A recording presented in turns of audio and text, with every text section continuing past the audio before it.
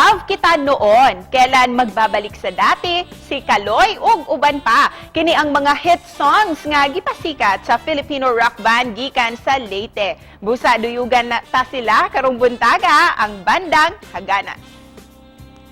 Maupay nga aga ug welcome sa GMA Regional TV Live Haganas Band. Please introduce yourself sa ating mga viewers. Maayong buntag, ug mo pay nga aga. Ako si Joel Agustin, lead guitarist and songwriter of Haganas. Mayong buntag, Cebuanon. Mopay nga aga, mga waray nun. Ako nga pala si Kim, ako yung vocalist ng banda. Mopay nga aga og maayong buntag. Ako si Robin sa drums. Mopay nga aga og maayong buntag. Ako ay Jazz Ripulda, rhythm guitarist ng Haganas. Mopay nga aga, mayong buntag. Ako'y Trex and bass guitarist ng Haganas. We're so happy to have a Liteño band dito sa program. This time, we're excited to know about your background. So can you please share to us when and where did your band start? Originally, 1998 pa po kami. So yung kwento ni Kaloy po ng album namin, 2012 po na po yun. Ibang line po yun. Yun nga, dahil po sa Super Typhoon Yolanda, dahil po nagkawatak po yung grupo. At yun. Pero ngayong taon, binuo po namin ulit yung banda. Kim, the word Haganas, it sounds like ragasa, which means yung flow sa river. What's the story behind naming your band Haganas? Ano po yan? Lagas ng tubig. Lagas ng tubig sa ilog, dagat, patak ng ulan o buhok ng ulan. Yung bang sabihin ng Haganas. So far, ano yung masasabi niyong pinakamagandang highlight na nangyari sa banda niyo? So actually po, ito yung pinakauna naming getting sa television. So ito yung masasabi namin na isa sa mga pinaka-highlight ng aming banda. Excited po kami, kaya lang medyo nagkakaproblema kami sa internet. Pero ginagawa po namin, dahil sobrang excited po kami. Kanina pa. Dahil first TV appearance po namin ito sa Regional TV po. And of course, we all know that when the pandemic happened, lahat tayo naapektuhan talaga, no? Lalong-lalo na yung music industry natin. Kayo, how did you make use of your time, lalo na last year, para productive pa rin kayo? Opo.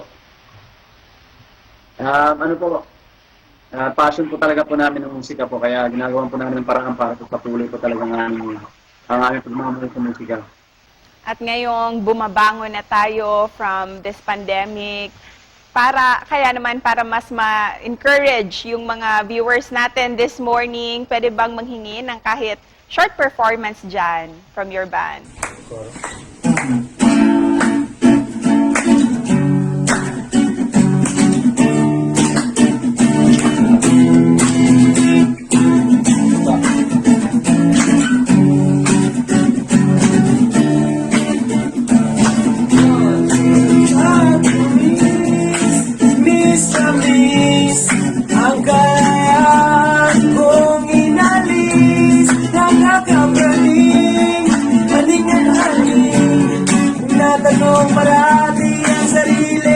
Kailan ba magbabalik sa dati?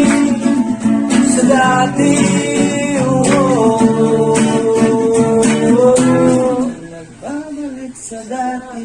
Thank you so much, Haganas Band. Kaya naman, ano pa yung mga dapat naming aabangan sa inyo? And of course, please invite all our viewers to support your journey.